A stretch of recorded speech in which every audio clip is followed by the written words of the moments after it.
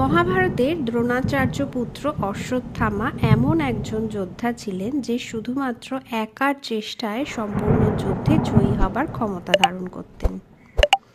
কৌরবদের সেনাবাহিনীতে একের পর এক এমন রথী মহারথী ছিলেন। সেদিক থেকে পাণ্ডবদের সেনাবাহিনী ছিল তুলনামূলক দুর্বল প্রকৃতির ও সংখ্যায়ও কম। তবুও কৌরবরাই পরাজিত হল। মহাভারতের যুদ্ধ সমাপ্ত হবার পর মাত্র 18 জন যোদ্ধা বেঁচে ছিলেন। তাদের মধ্যেই একজন হলেন অশ্বত্থামা।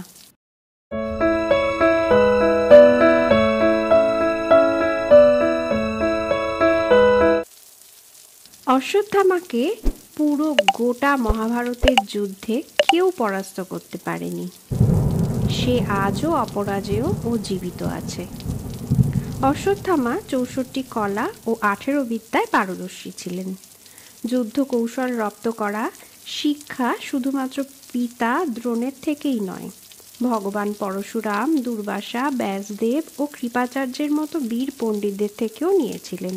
পাণ্ডবদের সেনায় যেখানে শ্রী বিষ্ণুর অবতার শ্রীকৃষ্ণ ছিলেন, সেখানে কৌরবদের সেনায় রুদ্র অংশ অবতার অশ্বত্থামা ছিলেন।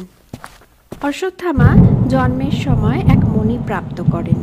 এই মণি ঠিক তার কপালের মধ্যভাগে স্থাপিত হয়। এই মণির জন্যেই অশ্বত্থামা যত বয়সী হোক না কেন, কোনো অসুস্থতা বা কোনো অস্ত্রই তার কোনো ক্ষতি করতে পারবে না, এই বলেই বরপ্রাপ্ত ছিলেন। মহাভারতের যুদ্ধ সমাপ্ত হবার পর অশ্বত্থামা দুর্যোধনের সাথে দেখা করতে আসে। দুর্যোধনকে মৃত্যুশয্যায় দেখে খুবই নিরাশ হন তিনি এবং পাণ্ডবদের মস্তক ছিন্ন করার প্রতিজ্ঞাও নেন।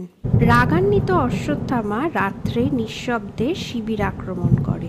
পাণ্ডবদের শিবিরে উপস্থিত ছিলেন ধৃষ্টদ্যুম্ন, শিখণ্ডী ও পাণ্ডবদের 5 পুত্র। তাদের হত্যা করেন অশ্বত্থামা। পাণ্ডবরা যখন এই কথা জানতে পারে, তখন তারা অশ্বত্থামাকে হত্যা করার জন্য বচন নেয়। অশ্বত্থামা সে কথা জানতে পেরে ভীত হয়ে ব্যাসদেবের আশ্রমে লুকিয়ে থাকে। পাণ্ডব ও অশ্বত্থামার প্রবল যুদ্ধ শুরু হয়। একদিকে অর্জুন ও অন্যদিকে অশ্বত্থামা, দুজনেই ব্রহ্মাস্ত্র চালিয়ে ফেলে। এতে সমগ্র পৃথিবী ধ্বংস হওয়ার ভয়ে বেদব্যাস 2টি ব্রহ্মাস্ত্রই মাঝপথে আটকে দেয়। অর্জুন বেদব্যাসের আজ্ঞায় ব্রহ্মাস্ত্র ফিরিয়ে নেয়, কিন্তু অশ্বত্থামা নিজের ব্রহ্মাস্ত্র ফিরিয়ে নিতে পারে না, কারণ ব্রহ্মাস্ত্র চালনার বিদ্যা সে শিখলেও ফিরিয়ে নেবার বিদ্যা সে রপ্ত করতে পারেনি। তখন অশ্বত্থামা নিজের ব্রহ্মাস্ত্র অভিমন্যু পত্নী উত্তরার গর্ভের দিকে নির্দেশক করে চালনা করে, ফলে গর্ভেই মৃত্যু হয় অভিমন্যু পুত্রের। এত বড় অপরাধ দেখে শ্রীকৃষ্ণ অশ্বত্থামার মস্তক থেকে ওই মহামূল্যবান মণি উপড়ে নেন এবং অভিশাপ দেন। কলিযুগের শেষ পর্যন্ত অশ্বত্থামাকে এইভাবেই বেঁচে থাকতে হবে, সংসারের পাপ বইতে হবে। শ্রীকৃষ্ণ আরও বলেন যে মণিটি ছিল অশ্বত্থামার অমরত্বের কারণ, সেই মণির স্থানে এমন এক ক্ষত থাকবে যা কখনো সারবে না। শ্রীকৃষ্ণের এই অভিশাপে অশ্বত্থামা পাপের প্রায়শ্চিত্ত তো হলোই, সাথে কলিযুগের শেষে সমাজ সংশোধনের পাপের বোঝা কমানোর দায়িত্ব হিসেবেও নির্বাচিত হলেন।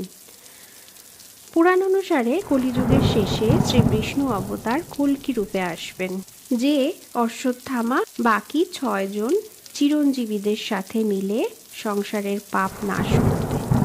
এইভাবেই কল্কি ভগবানের সাহায্য করে অশ্বত্থামা তার অভিশপ্ত জীবনের মুক্তি করবে। কেমন লাগলো বন্ধুরা, তা অবশ্যই কমেন্ট করে জানাবেন। ভিডিওটি যদি ভালো লাগে, লাইক, শেয়ার, সাবস্ক্রাইব উইথ গডলির পাশে থাকবেন।